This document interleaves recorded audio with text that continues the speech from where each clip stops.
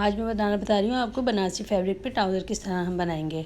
तो यहाँ पे इसकी जो सिलाइयाँ हैं वो भी हम गुम करेंगे। तो चलें इसको बनाना स्टार्ट करते हैं हम। तो यहाँ पे देखिए मेरे पास ये इस तरह से बनारसी फैब्रिक है। तो इसको मैं यहाँ पे इस तरह से सबसे पहले तो इसके अंदर जो टेढ़ापन है हम इसको ख़त्म कर लेंगे। देखें ये टेढ़ापन जो है पहले मैं इसको ख़त्म कर लेती हूँ। अब यहाँ से हमें इसकी सबसे पहले लंबाई नापनी है। तो लंबाई हम रखेंगे इसकी 42। तो यहाँ हमें इसको तैयार 38 चाहिए। तो 2 इंच हम नीचे से रखेंगे और 2 इंच ऊपर से इसका रखेंगे एक्स्ट्रा मार्जिन। तो यहाँ पे इस तरह बराबर मिलाते हुए तो यहाँ पे इस तरह से मैं इसकी चौड़ाई जो है वो निकालूंगी और जो लंबाई है उसको मैं यहाँ पे सेपरेट कर लूँगी। तो इसको जो निकालने का तरीका होता है वो इसी तरह से हम डबल फोल्ड करके निकालते हैं। तो यहाँ हमने जो इसकी चौड़ाई रखी है वो 30 इंच रखी है।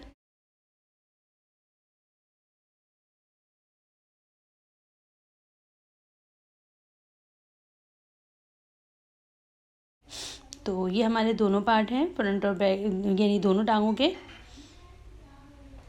अब यहाँ पे हमें सबसे पहले इसके प्रिंट को मिलाना है।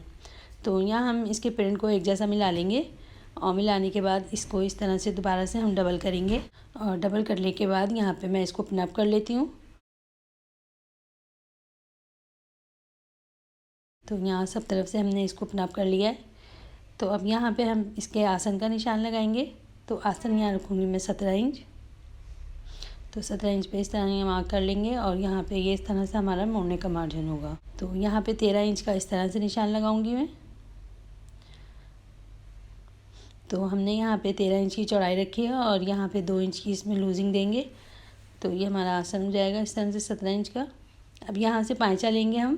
तो पाँचा रखूँगी मैं 9 इंच का। तो यहाँ पे हमें इसको 1 इंच एक्स्ट्रा 1 इंच से ज़्यादा एक्स्ट्रा रखना होगा कपड़े को, क्योंकि ये बनारसी फैब्रिक है तो ये निकलता है कटने के बाद, इसके धागे निकलने शुरू हो जाते हैं। अब यहाँ पे सबसे पहले आसन की कटिंग करेंगे इस तरह से और यहाँ से फिर इस तरह से हम इसकी कटिंग कर लेंगे। तो यहाँ देखें इसकी कटिंग हो गई है हमारे पास कंप्लीट। अब यहाँ पे हमें इसकी स्टिचिंग करनी है। तो स्टिचिंग करने के लिए सबसे पहले हम यहाँ पे इसको सीधे से सीधा मिलाएंगे और इस तरह से सबसे पहले हम इसको यानी सीधे साइड से तय करेंगे और इसकी यहाँ पे एक पहले सिलाई लगा लेंगे। तो ये मैंने सीधा साइड रखा हुआ है, दोनों साइड जो है हमारे सीधे हैं। तो ये आसन की सिलाइयाँ हमने इस तरह सीधे साइड पे लगा ली हैं। अब यहाँ पे हमें इसको सिलाई को गुम करना होगा। तो यहाँ पे इसको इस तरह से पकड़ेंगे हम सिलाई को और यहाँ आधे इंच की सिलाई हम दोबारा से लगा देंगे। तो यह हमारा उल्टा हो गया है। अब ये उल्टा वाला साइड जो है ये हमारे साइड पे आ गया है और इसका सीधा साइड अंदर की तरफ हो गया है। तो इस तरह से ये इसमें गुम सिलाई हो जाएगी। तो यहाँ पे इसमें धागे भी नहीं निकलेंगे और इसमें ओला कराने की भी ज़रूरत नहीं है और पहनने के बाद इसमें कोई डर नहीं होगा कि ये कपड़ा खिंच जाएगा या निकल जाएगा। तो इस तरह से यहाँ पे हमने आसन की सिलाइयाँ लगा ली हैं। अब इसमें यहाँ पे हमें सिंपल तरीके से नेफ़ा बनाना होगा। तो नेफ़ा बनाने के लिए हम यहाँ पे इसको पहले एक दफ़ा इस तरह से फ़ोल्ड कर लेंगे। तो तो यहाँ पे आधे इंच जितना हम इस तरह से फ़ोल्ड कर लेंगे और इस पर सिलाई लगा लेंगे।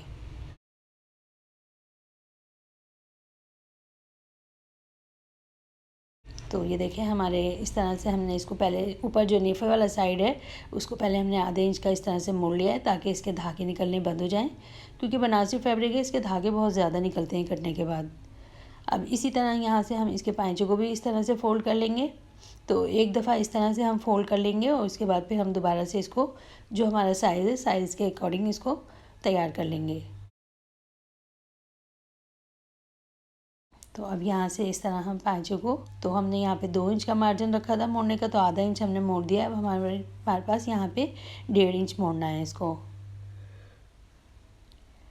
तो अब यहाँ पे इस तरह से हम 1.5 इंच का मोड़ लेंगे इसको। तो यहाँ पे मैं इसको इस तरह से फ़ोल्ड करूँगी। तो यहाँ पे हमने इसको इस तरह डबल किया और यहाँ पे जितना मुझे पाँचा रखना है तो आप अपनी मर्ज़ी के मुताबिक जितना पाँचा रखना हो उतना रख के यहाँ पे इस तरह से सिलाई लगा लें।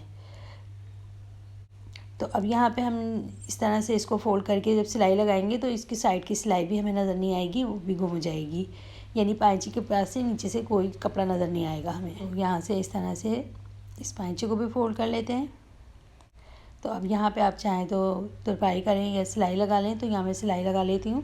तो ये अंदर वाला कपड़ा जो है हम इसको यहाँ पे इस तरह से फ़ोल्ड कर देंगे। तो इसको बिल्कुल कॉर्नर बना के इस तरह से हम फ़ोल्ड कर लेंगे, ताकि ये जो है पायचा जब तैयार हो पहनने के बाद इसमें कोई भी किसी किस्म का खिंचाव ना हो। तो यहाँ पे हम सिलाई लगा लेते हैं इसके अंदर। तो ये हमारा पायचा बिल्कुल गोल गोल अंदर की तरफ पूरा फ़ोल्ड हो जाएगा।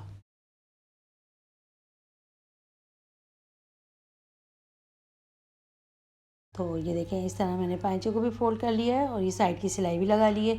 अब यहाँ हमें इसमें लास्टिक लगानी है, तो लास्टिक हमने यहाँ पे इस तरह से 20 इंच लिए और यहाँ पे इसमें साइड की सिलाई लगा के इसको एक होल बना लेंगे।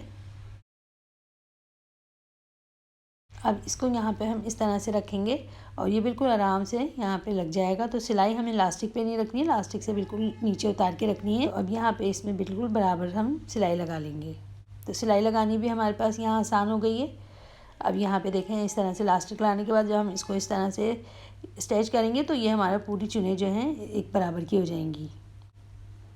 अब यहाँ पे इसमें खींच के इसको और इसमें सेंटर में एक सिलाई लगा देंगे लास्टिक में, ताकि लास्टिक पहनने के बाद मुड़े ना। तो ये देखिए हमारा ट्राउज़र बनके तैयार है और ये मैंने इस तरह से सारी गुम सिलाइयों के साथ इसको तैयार किया है।